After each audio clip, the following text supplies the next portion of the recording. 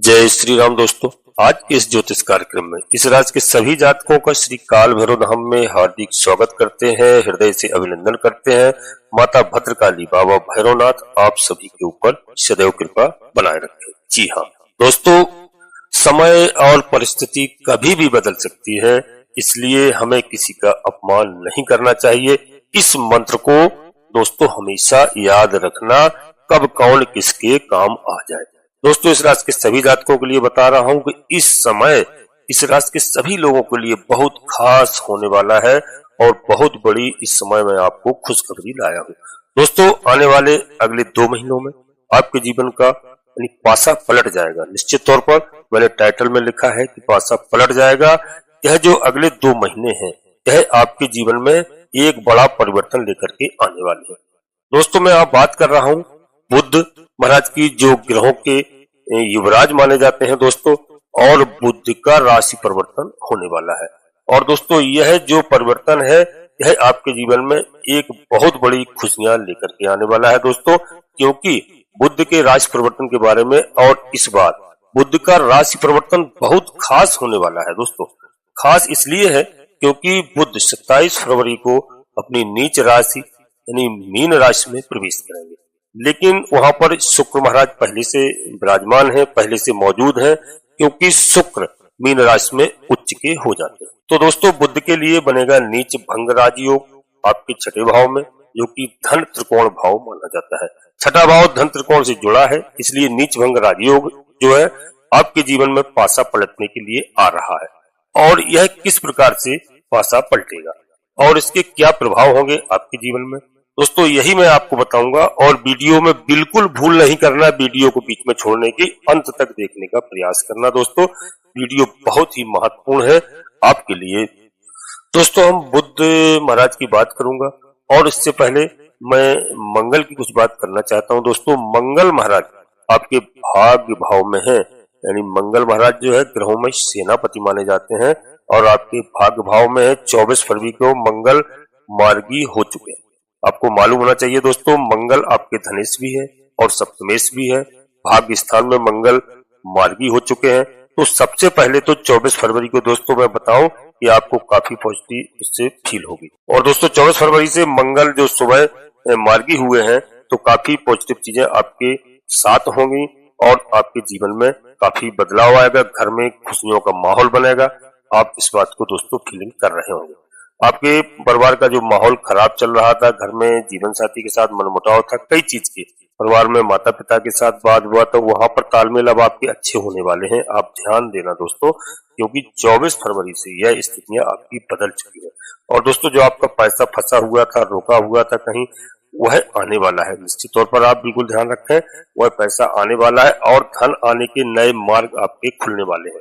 भाग्य भी प्रबलता से आपका साथ देने वाला है, क्योंकि मंगल महाराज के मार्गी होने से। दोस्तों काफी दिनों से मंगल महाराज बकरी चल रहे थे, लेकिन दोस्तों जब मार्गी हो चुके हैं तब जो है अब आपकी स्थिति में काफी बदलाव आने वाले हैं। इस बात को आप ध्यान रखना, क्योंकि मंगल महाराज भी आपको लाभ देने की स्थिति में इस समय है। काफी दिनों से जो समस्याएं बन रही थी मंगल महाराज की वजह से, तो वह आपने झेला है, सभी ने झेला है। तो मंगल भी अब इस समय मार्गी हो चुके हैं, तो आपके लिए काफी लाभकारी सिद्ध होंगे दोस्तों। अब बुध की हम बात करेंगे दोस्तों, बुध की बात करेंगे जो बुध का 27 फरवरी को लगभग रात्रि में दोस्तों इनका राशि परिवर्तन होगा आपके 6ठे भाव में। और दोस्तों इस राशि के सभी जातकों के लिए बता दूं दोस्तों, 6ठे भाव में मीन राशि में प्रवेश करेंगे बुध। और दोस्तों मीन राशि में नीच के हो जाते हैं, लेकिन क्योंकि शुक्र यहाँ पहले से मौजूद है, जो मैंने अभी आपको बताया, तब जो है दोस्तों बहुत अच्छी स्थिति है, क्योंकि शुक्र साथ में रहेंगे 27 फरवरी से लेकर के कब तक रहेंगे, 6 मई तक। तो दोस्तों बुध मीन राशि में है और शुक्र भी उनके साथ रहेंगे, तो शुक्र मीन राशि में उच्च के होके रहेंगे। तो बुध का नीच भंग राजयोग जो बना है यह आपके लिए बहुत ही लाभकारी सिद्ध होगा। आपको किस प्रकार से क्या फल देगा इस बात को आप समझ लीजिए दोस्तों। अब दोस्तों 6ठा भाव किसका है, 6ठा भाव शत्रु का है। तो शत्रुओं पर आप हावी रहेंगे इस समय। अब तक शत्रु आप पर हावी रहते थे, अब आप शत्रुओं पर हावी रहेंगे। शत्रु के मामले में पासा आपके पक्ष में पलट जाएगा। जी हाँ निश्चित तौर पर दोस्तों, क्योंकि आपकी शत्रुओं पर विजय होगी। तो यदि आपका कोई मामला कोर्ट कचहरी इत्यादि में चल रहा है दोस्तों, तो वहां पर भी आपको इस समय विजय प्राप्त होने के योग बन रहे हैं। बुध का नीच भंग राजयोग बना है, तो कचहरी का मामला या हो, किसी अन्य प्रकार का कोई विवाद हो, या किसी प्रकार की कोई भी समस्या हो, कोई शत्रु जैसे आपको परेशान कर रहा हो, ऐसे मामलों में आपका पल्ला यहाँ पर भारी होता हुआ दिखाई दे रहा है। यानी आपके फेवर में दोस्तों यह पासा पलटेगा। शत्रु जो है आपसे समझौता करने के लिए आएंगे, पहल करेंगे, या फिर दोस्तों पीछे हट जाएंगे। निश्चित तौर पर इस बात को आप ध्यान रखना। अब जो है आपका कदम हमेशा आगे रहेगा, यह आपके फेवर में जाएगा। दूसरा, यहाँ पर छठा भाव किसका है दोस्तों? छठा भाव ऋण का है। तो लंबे समय से जो लोन इत्यादि आपका रुका हुआ था, यदि आप लेना चाह रहे थे, कोई बिजनेस बढ़ाना चाह रहे थे, वहां पर समस्या आ रही थी, कोई काम अटका हुआ था, तो इस समय वह कार्य आपका हो सकता है। और स्वास्थ्य में काफी सुधार होगा, स्वास्थ्य भी अच्छा रहने वाला है इस समय आपका। आपके अंदर एक नई एनर्जी, एक नई ऊर्जा का संचार होगा। इसके अलावा आने वाले दिनों में, इन अगले 2 महीनों में अगर किसी प्रकार की प्रतियोगिता, प्रतिस्पर्धा आपकी आने वाली है, कोई कंपटीशन आने वाला है, कोई इंटरव्यू आने वाला है, कोई एग्जाम आपका आने वाला है, हमारे भाई बहनों के लिए बता रहा हूं दोस्तों, उसमें आपका पल्ला भारी होगा, आपका प्रदर्शन बहुत अच्छा रहेगा और आपकी वहां पर विजय प्राप्त होती हुई दिखाई दे रही है। अब बुध महाराज जो है तृतीय भाव के भी दोस्तों यहाँ पर आपका फल प्रदान करेंगे। बुध नवम और द्वादश के भी स्वामी हैं, शुक्र के साथ में बैठे हुए हैं और गुरु के नक्षत्र में बैठे हैं, तो इन सभी को साथ लेकर के चलेंगे। सबसे पहले बुध शुक्र के साथ बैठे हैं, शुक्र आपके लग्नेश हैं, लग्नेश और भाग्येश का योग बन रहा है छठे भाव में। यह धन त्रिकोण भी कहा जाता है दोस्तों। त्रिकोण इसलिए क्योंकि आपके धन भाव से और दशम भाव से, धन से 5वां, दशम से 9वां, तो यह एक प्रकार से धन त्रिकोण बन जाता है। तो धन की वृद्धि निश्चित तौर पर होना है, यानी धन आएगा, पैसा आएगा। जिनके पास नौकरी नहीं है उनको नौकरी मिलेगी, चाहे वो सरकारी नौकरी देख रहे हो, चाहे प्राइवेट जॉब में कहीं जाना चाहते हो, देश विदेश में जाना चाहते हो, तो वहां पर उनको जॉब मिलेगा। और दोस्तों नौकरी में वृद्धि होगी, पैसे में वृद्धि होगी। यहाँ पर शुक्र के साथ बैठे हुए हैं, शुक्र लग्नेश हैं, मान पद प्रतिष्ठा की वृद्धि निश्चित तौर पर दिखाई दे रही है। शुक्र महाराज यहाँ पर अष्टमेश होकर के भी एक प्रकार से विपरीत राजयोग बना रहे हैं। अष्टमेश होकर के शुक्र उच्च के हैं, तो ऐसे में पैतृक संपत्ति भी आपकी, जिसमें कोई विवाद चल रहा है, वह भी आपको प्राप्त होने वाली है।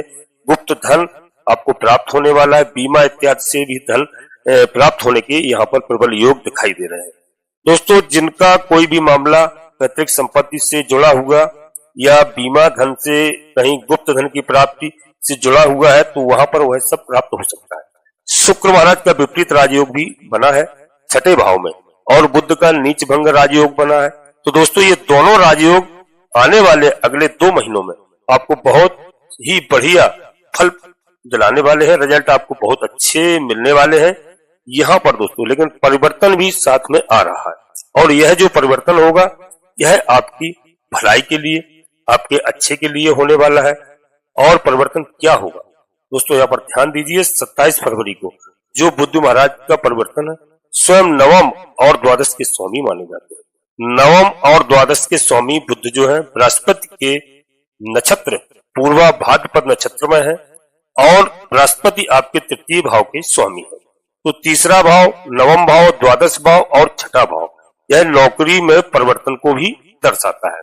यानी कि जो लोग नौकरी में परिवर्तन करना चाहते हैं, नौकरी में कहीं इधर उधर स्थानांतरण चाहते हैं, या नौकरी अपनी बदलना चाहते हैं, कोई अच्छी नौकरी की उनको प्राप्ति हो सकती है, जिनकी इच्छा है, तो दोस्तों बदलने के यहाँ पर आपको चांस मिलते हुए दिखाई दे रहे हैं। यानी परिवर्तन यहाँ पर संभव है, आपके परिवर्तन के योग भी यहाँ पर बनते हुए दिखाई दे रहे हैं। अगले 2 महीनों में नौकरी परिवर्तन के बहुत प्रबल योग है। इसके अलावा आपको छोटी मोटी यात्राएं भी हो सकती हैं, स्थान परिवर्तन भी हो सकता है, नौकरी में परिवर्तन आदि। और क्योंकि बुध स्वयं नवम और द्वादश के स्वामी है, तो उच्च शिक्षा में सफलता के यहाँ पर योग दिखाई दे रहे हैं दोस्तों। विदेश यात्रा है, बिजनेस के लिए, नौकरी के लिए विदेश यात्रा भी आपकी हो सकती है दोस्तों। वीडियो में आगे बढ़ते हैं, इससे पहले अपने सभी प्रिय जातकों से छोटा सा अनुरोध करते हैं, श्री काल भैरव धाम चैनल में यदि पहली बार आए हैं तो दोस्तों चैनल को सब्सक्राइब अवश्य कर लें। बाबा भैरवनाथ का आशीर्वाद प्राप्त करिए। बाबा भैरवनाथ और हनुमान जी महाराज ये दोनों कलयुग के देवता है, इनको दोनों देव महादेव के रुद्रावतारी हैं भगवान भोलेनाथ के। और दोस्तों माता का दोनों देवों को बहुत बड़ा आशीर्वाद है, हनुमान जी महाराज माता के आगे चलते हैं, बाबा भैरव जी माता के पीछे चलते हैं। तो दोस्तों आप भैरव जी का आशीर्वाद प्राप्त करिए। जिस घर में बाबा भैरव जी को स्मरण किया जाता है, हनुमान जी को स्मरण किया जाता है, उस घर में भूत प्रेत बाधा टोना टुटका इत्यादि कभी नहीं आते। जी हाँ, यानी कोई नकारात्मक शक्ति उस घर में प्रवेश नहीं करती है। प्रवेश करने के पहले बहुत सोचना पड़ता है। जी हाँ दोस्तों, और एक छोटा सा प्यारा सा लाइक अवश्य करें, जिससे हमारा मनोबल बढ़ता है।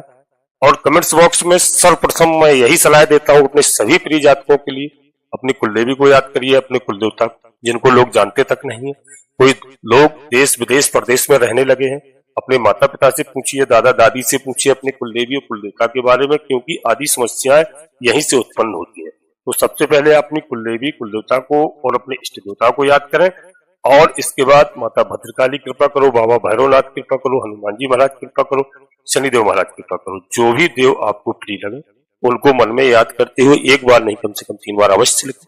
मैं विश्वास के साथ कहता हूँ कि आपकी कुलदेवी बाबा भैरवनाथ आपकी समस्याओं का समाधान होगा, तत्काल होगा, परिवार में सुख चैन शांति होगी।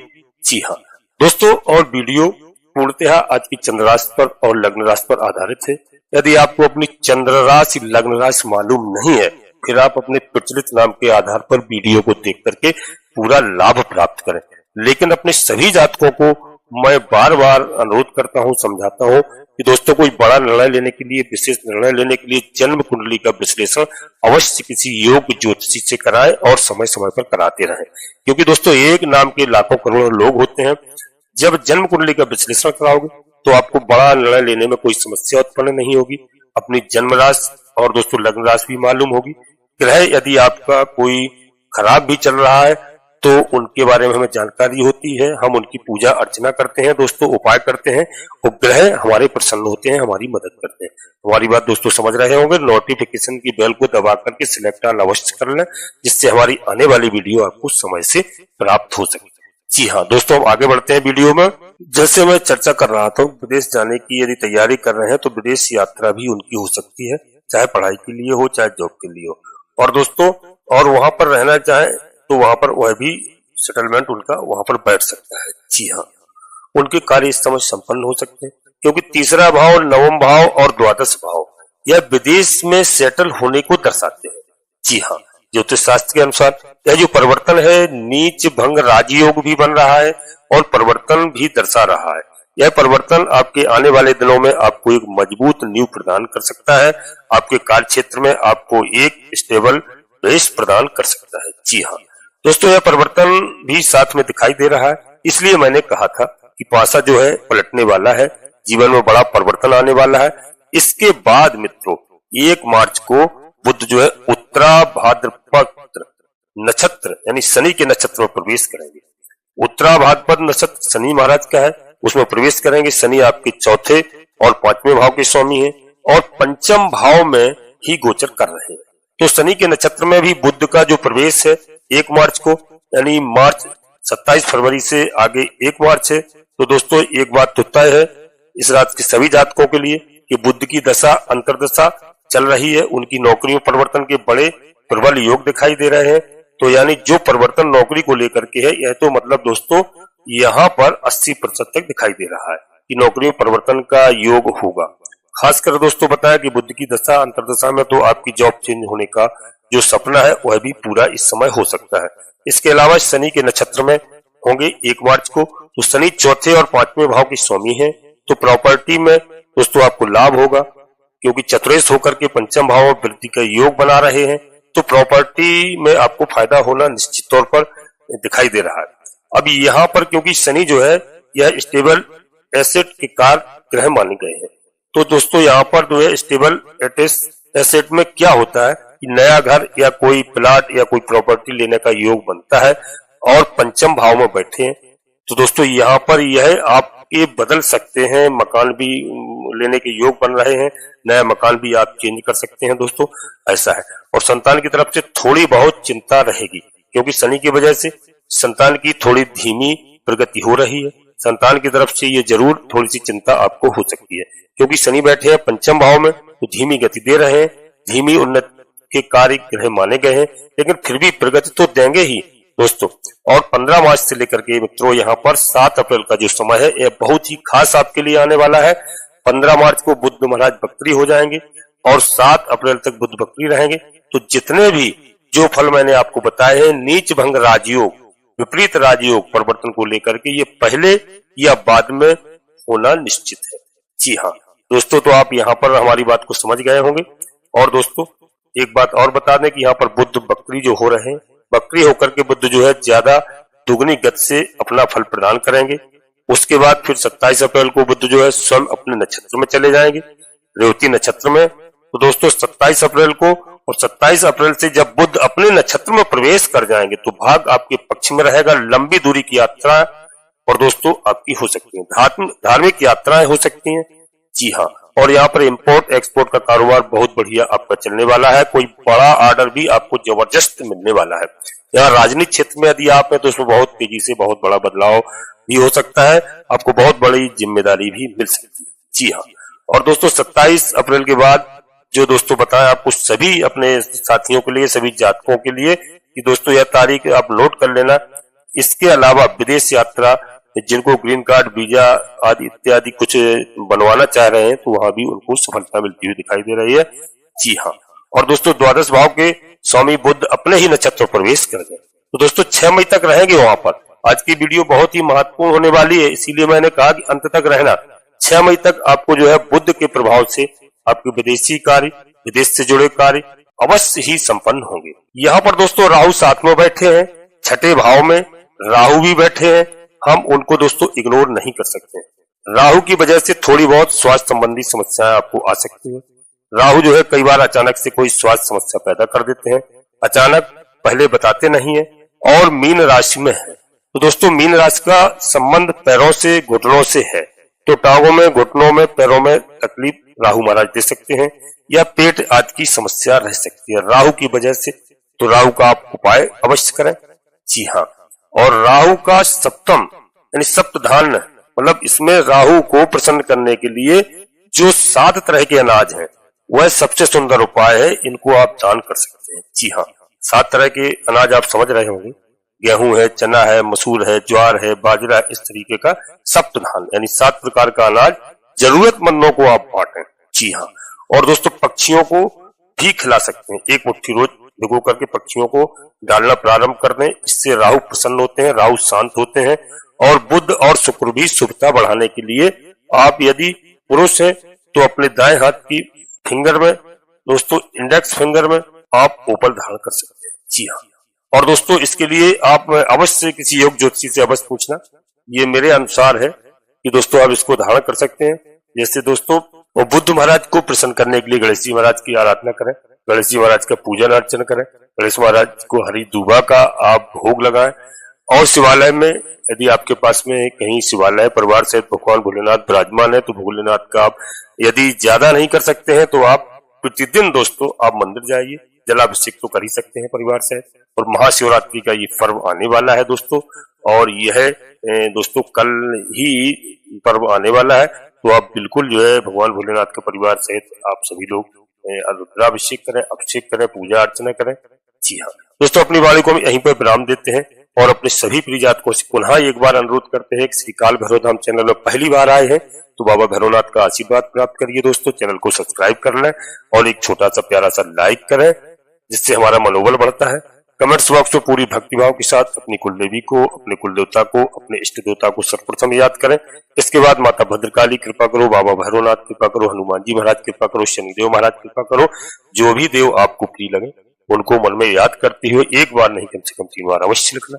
दोस्तों वीडियो आपको अच्छी लगे, आपको लाभ प्राप्त हो, अपने सगे संबंधियों को, मित्रों को, दोस्तों को अवश्य शेयर करें। नोटिफिकेशन की बेल को दबा करके सिलेक्ट अवश्य कर लें, जिससे हमारी आने वाली वीडियो आपको समय से प्राप्त हो सके। आप सभी लोग परिवार के साथ स्वस्थ रहें, मस्त रहें, खुश रहें। धन्यवाद दोस्तों। जय माता भद्रकाली, कृपा करो।